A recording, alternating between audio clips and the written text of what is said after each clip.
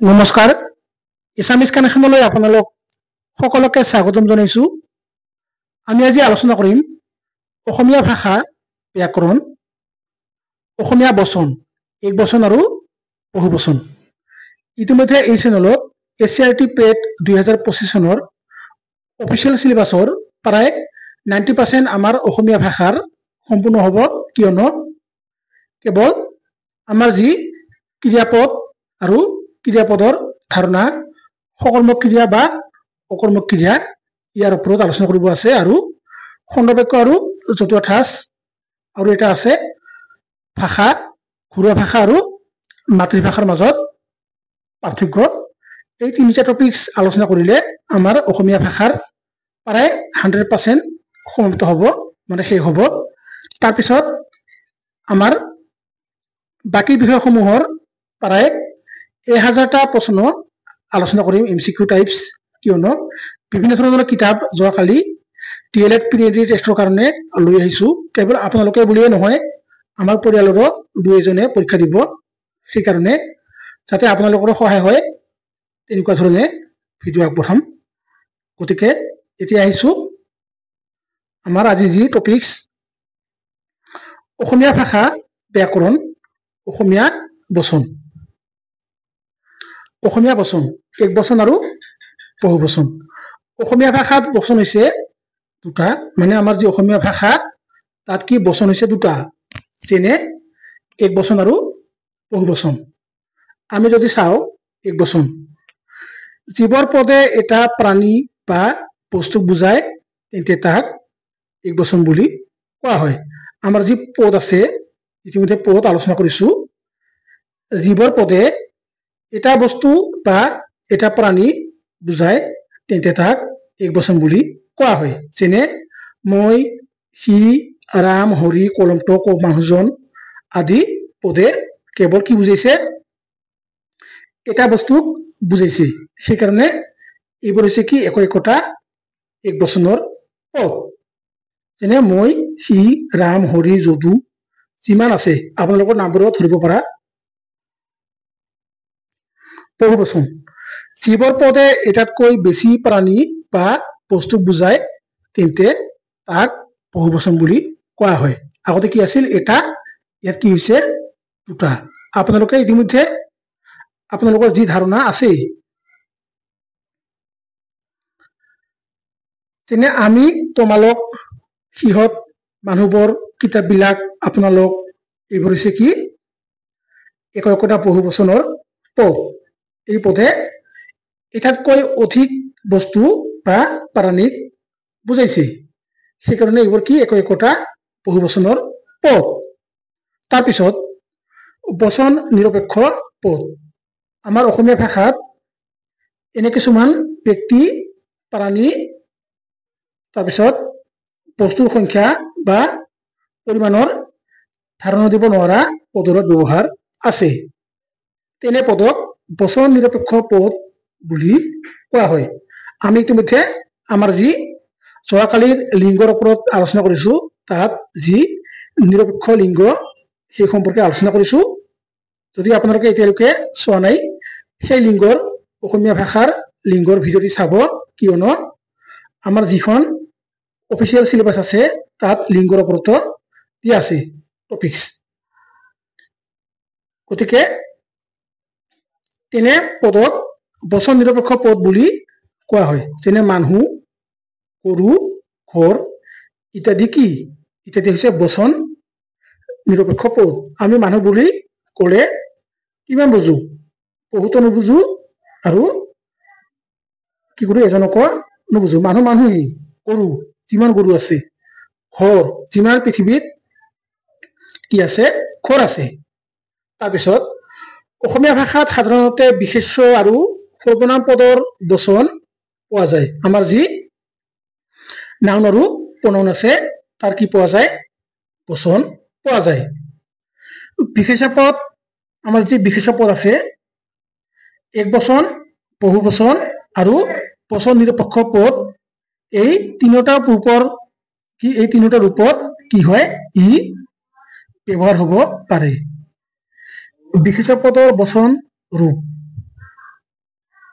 এক বচন বহু বচন আৰু বচন নিৰপেক্ষ পদ আমি যদি চাওঁ ইয়াত কলম মানুহ কিতাপ ঘৰ এইবোৰ হৈছে কি বচন নিৰপেক্ষ পদ আৰু এইবোৰৰ পৰা কি হৈছে এইবোৰ হৈছে এক বচন আৰু বহু বচন যেনে কলমটোত কলমবোৰ মানুহজন মানুহটোত বা বহু বচনত কি হৈছে মানুহবিলাক মানুহবোৰ কিতাপখন হৈছে এক বচন কিতাপবোৰ হৈছে কি বা কিতাপবিলাক হৈছে বহু বচন আৰু আমাৰ যি কিতাপ এই হৈছে কি বচন নিৰপেক্ষ পদ তাৰপিছত ঘৰটো ঘৰবোৰ আৰু ঘৰ ঘৰ হৈছে বচন নিৰপেক্ষ ঘৰটো হৈছে এক বচন আৰু ঘৰবোৰ হৈছে কি বহু বচন তাৰপিছত সৰ্বনাম পদসমূহ সাধাৰণতে এক বচন আৰু বহু বচন এই দুটা ৰূপত পোৱা যায় অৱশ্যে ই এই সেই সৌ এই সৌৰ বচন নিৰপেক্ষ ব্যৱহাৰত আমি অসমীয়া ভাষাত পাওঁ তাৰপিছত সৰ্বনাম পদৰ বচন মানে কি বহু বচন ৰূপ যেনে এক বচন আৰু বহু বচন ক'ত আছে মই তুমি তই আপুনি এইবোৰ হৈছে কি একোটা এক বচন পদ আৰু আমি তহঁত তোমালোক এইবোৰ হৈছে কি একোটা বহু বচন পদ সি তাই এও তেওঁ এক বচন আপোনালোক সকল সিহঁত এওঁলোক এইবোৰ হৈছে কি বহু বচন এখেত তেখেত ইটো খন এইবোৰ হৈছে কি এক বচন তেওঁলোক এখেতসকল তেখেতসকল এইবোৰ হৈছে কি বহু বচন তাৰপিছত এইটো সেইখন সৌখন এইবোৰ হৈছে কি একোটা এক বচন পদ আৰু ইবোৰ এইবোৰ সেইবোৰ সৌবোৰ হৈছে কি বহু বচন পদ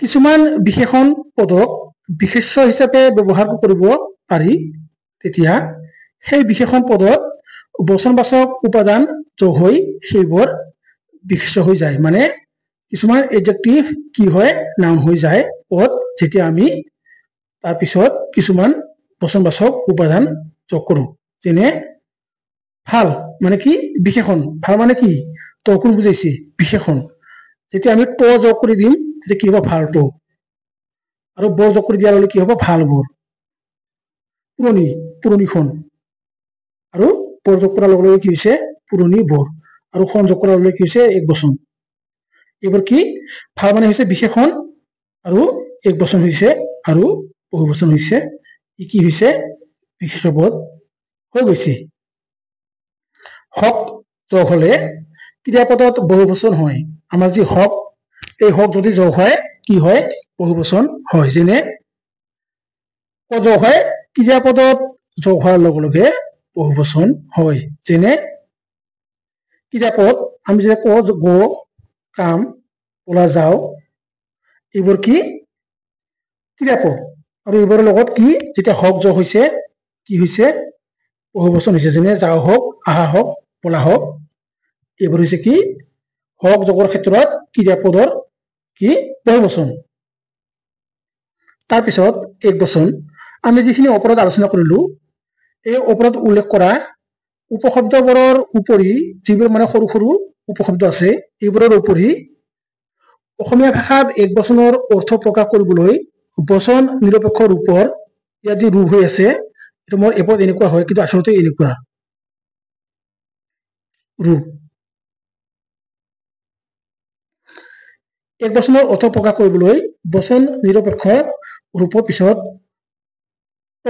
খন ডাল পাত ছটা টুকুৰা খতুৰা ডখৰ শিলা সাজ ধাৰ পথ সাৰ কচ কচি জন জনা গৰাকী জনী আদি কিছুমান উপশব্দ যোগ কৰি এক বচনৰ ৰূপ গঠন কৰা হয় মানে এইবোৰ যোগ কৰি কি কৰা হয় এক বচনৰ ৰূপ গঠন কৰা হয় আমি যিখিনি পাইছো আগত এইখিনিৰ উপৰিও এইবোৰো কি কৰা হয় এক বচন ৰূপ গঠন কৰা হয় যেনে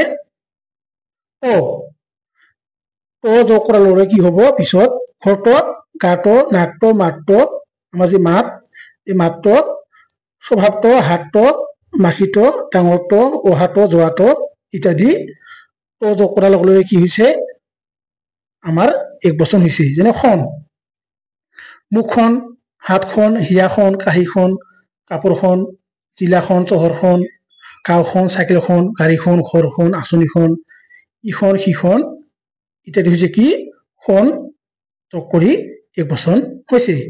তাৰপিছত ডাল, বাঁহডাল, পেঞ্চিলডাল, মাৰিডাল ইত্যাদি। পাত, কাৰপাত, পঠাপাত ইত্যাদি। চটা, পাত চটা, খৰি চটা, তামি চটা ইত্যাদি।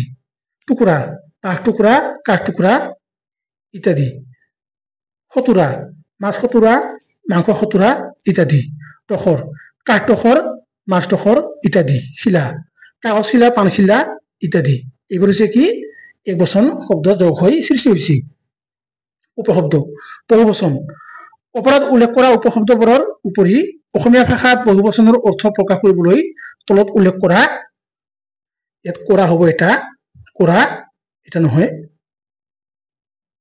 কৰা তিনিটা উপায় অৱলম্বন কৰা হয়। মানে তিনিটা উপায় অৱলম্বন কৰি আমি কি কৰিব পাৰো বহুবচন শব্দ সৃষ্টি কৰিব পাৰো, পদ সৃষ্টি কৰিব পাৰো। যেনে বহুত্ববাচক স্বতন্ত্ৰ পদৰ প্ৰয়োগ কৰি, বহুত্ববাচক মানে বহুত, যেনে অসমীয়া ভাষাত বহুত, ঢেৰ, অসংখ্য, একাধিক, অগণন, অজস্ৰ, কিছুমানে যে কয় অজস্ৰ সম্পত্তি আদি বহুত্ববোধক বা বহুত্ববাচক বিশেষণ পদ এইবোৰ হৈছে কি বিশেষণ পদ বিশেষৰ আগত বা পিছত বহুৱাই বহুবচনৰ ধাৰণা দিব পৰা যায়। যেনে মানুহ, কিন্তু আগত কি বহিছে বিশেষণ বহুত মানুহ। মানুহ ঢেৰ আহিব বুলি ভাবিছিলো। এইবোৰ হৈছে কি আমাৰ বহুত্ববাচক শব্দ প্ৰয়োগ কৰি বহুবচন সৃষ্টি। তাৰপিছত একে পদে কেতিয়াবা স্বতন্ত্ৰভাৱে মানে এনে পদে কেতিয়াবা স্বতন্ত্ৰভাৱেও অৰ্থ প্ৰকাশ কৰিব পাৰে। মানে নিজে নিজেই মানে কাৰো সহায় নোলোৱাকৈও কি কৰিব পাৰে অৰ্থ প্ৰকাশ কৰিব পাৰে। যেনে বহুত আহিছে, অজস্ৰ পাইছো ইত্যাদি। তাৰপিছত শব্দৰ দ্বিৰূক্তি কৰি মানে শব্দ এটাৰ মানে কি যেতিয়া মানে দুবাৰ ব্যৱহাৰ কৰা হয়, শব্দ দ্বিৰূক্তি কৰি অৰ্থাৎ একেটা পদকে বা একেটা শব্দকে দুবাৰ ব্যৱহাৰ কৰি, যেনে বড় বড় মানুহ, সৰু সৰু ঘৰ, ঘৰে ঘৰে, গছে গছে। এটা যে কি আছিল কবিতানে কি আছিল, গছে গছে পাতি দিলে জ্যোতি সংগীত নে কিবা আছিল আৰু এটা, কণ কণ ইত্যাদি। প্ৰত্যয়, প্ৰত্যয় সংযোগ কৰি অসমীয়া ভাষাত কেইটামান প্ৰত্যয় যোগ কৰিও কি কৰা হয় বহুবচন কৰা হয়। যেনে বৰ, গৰুবৰ, গাঁওবৰ, পুখুৰীবৰ, চিন্তাবৰ, কথাবোৰ, ইবোৰ, সিবোৰ, যিবোৰ, এইবোৰ, সেইবোৰ, সৌবোৰ, তাৰবোৰ, বেয়াবোৰ, পঢ়াবোৰ, যোৱাবোৰ, থকাবোৰ ইত্যাদি। এই বৰ যোগ কৰি প্ৰত্যয় যোগ কৰি কি কৰা হৈছে এই শব্দবোৰ সৃষ্টি কৰা হৈছে। গাঁৱৰ পৰা বৰ হৈছে, পুখুৰীৰ পৰা পুখুৰীবোৰ হৈছে, কথাৰ পৰা কথাবোৰ হৈছে। এইবোৰ কি একোটা প্ৰত্যয়। এই প্ৰত্যয়বোৰ সেই মানে কি বিশেষ শব্দৰ পিছত যোগ হৈ কি হৈছে বহুবচন হৈছে। তাৰপিছত হত, কুমাৰহঁত, বনিয়াহঁত, বনিহঁত কিবা এটা আছিল নহয়, বনিয়াহঁত, লৰাহঁত, পেপে কিবা এটা গীত ওলাইছিল নহয়, বপাহঁত, আইহঁত, দেউতাহঁত, মাহঁত ইত্যাদি। জীৱ জন্তুৰ ক্ষেত্ৰত গৰুহঁত, কুকুৰহঁত, গাধহঁত, আৰু এই যি গাধ, আজিৰ পৰা প্ৰায় 2 বছৰমান আগতে মেট্ৰিক পৰীক্ষাৰ সময়ত কিবা এটা নিউজ ভাইৰেল হৈছিল। আৰু কি কৈছিল কিবা এটা মানে কিবা উক্তি কৈছিল এজনী ছোৱালীয়ে, সি গাধ একো নাজানে কিবা কৈছিল যে এই গাধহঁত, শিয়ালহঁত ইত্যাদি।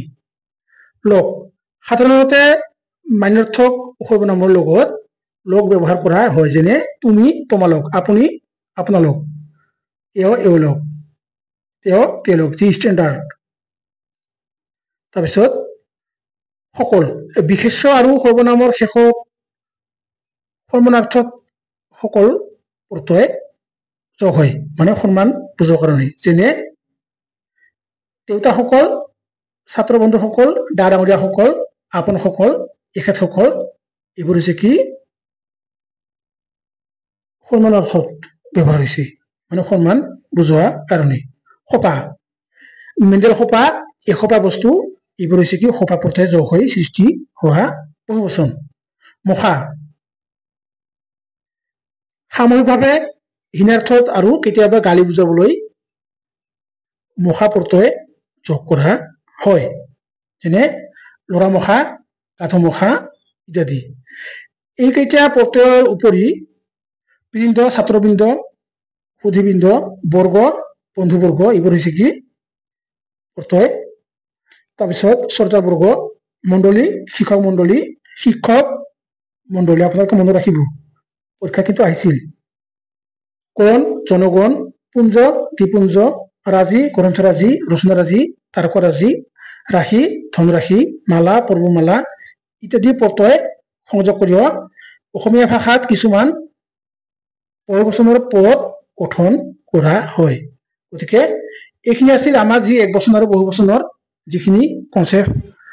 আশা কৰিছো ভিডিঅ'টি চাই আপোনালোকে নিশ্চয় উপকৃত হ'ব। যদি ভিডিঅ'টি চাই আপোনালোকে ভাল পাইছে তেনেহ'লে আপোনালোকৰ যিবোৰ বন্ধু বান্ধৱীয়ে DLED প্ৰি-এণ্ট্ৰি টেষ্টৰ কাৰণে প্ৰস্তুতি চলাই আছে, মানে প্ৰিপাৰেশ্যন কৰি আছে, তালৈও সেই মানে যি ভিডিঅ' মানে কনচেপ্ট আগবঢ়াই দিব, মানে শ্বেয়াৰ কৰি দিব।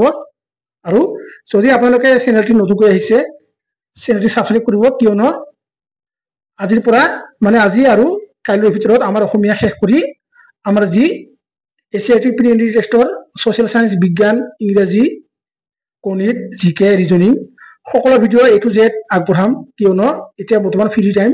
গতিকে শেষত জয় অসম।